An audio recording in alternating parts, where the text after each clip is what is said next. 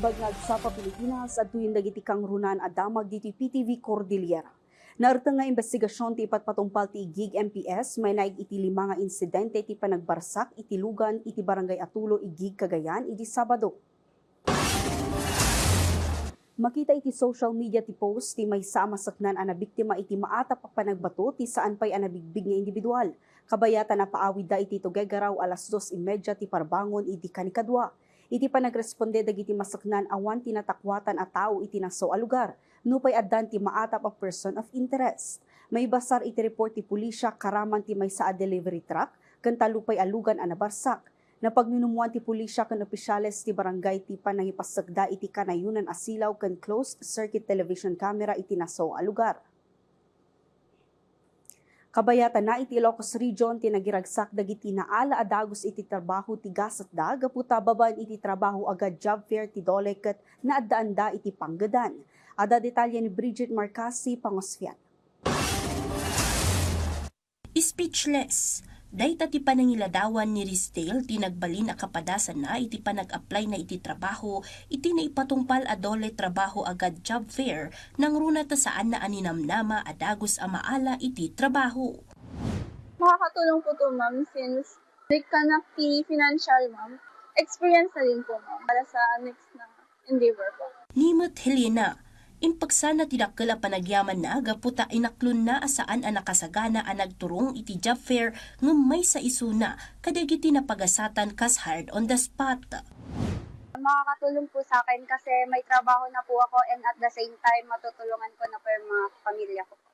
Super thankful po for Dole. Offer nila po na job fair kasi marami pong Pilipino na walang trabaho. Thankful po kasi meron po silang programang ganito po. Excited mat nga agawid ni Giona. Tapnoy pa ka muna kadagiti kapamilya na ti panakaalan na iti trabaho.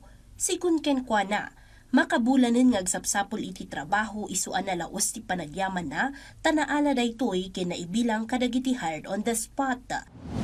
I hope magiging happy sila pag uwi ko mamaya na hard on the spot ako. Ganito. Makakatulong na rin po ako sa kanila.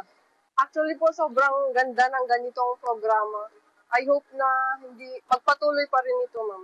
Talulaang Darisdale, Helena Quinziona kadagiti 442 a hard on the spot iti naipatungpal adole trabaho agad job fair iti entero a Region 1. Malaksit iti dayta, dumanon iti 484 dagiti maibilbilang kas near hires manipod iti 2,600 nga aplikante.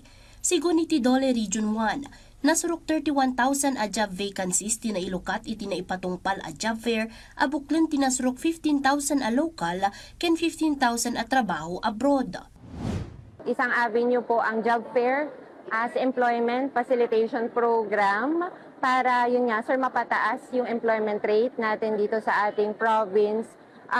Para po hindi na mahirapan yung ating mga job seeker na isa-isahin pa po sa kanilang mga kumpanya or establishment yung mga ating employers. Nakipaset matlaang iti job fair dagiti daddu mga ahensya ti gobyerno kas iti DSWD, NBI, TESDA, SSS, PhilHealth, Pag-ibig, OWA, DMW, PSA ken daddu mapay tapno mangijaya kadagiti serbisyo da a makatulong iti panag-apply ti trabaho dagiti umili. Bridget Marcasi, Pangosfian, para iti Pagilian. Dagiti kang runan adamdamag diti PTV Cordillera. I-like, i-follow ka nag-subscribe iti social media platforms ti PTV Cordillera iti Facebook, TikTok, kan YouTube. Para iti PTV balita ngayon sa probinsya, siya ni Audrey Villana na imbag ngal daw.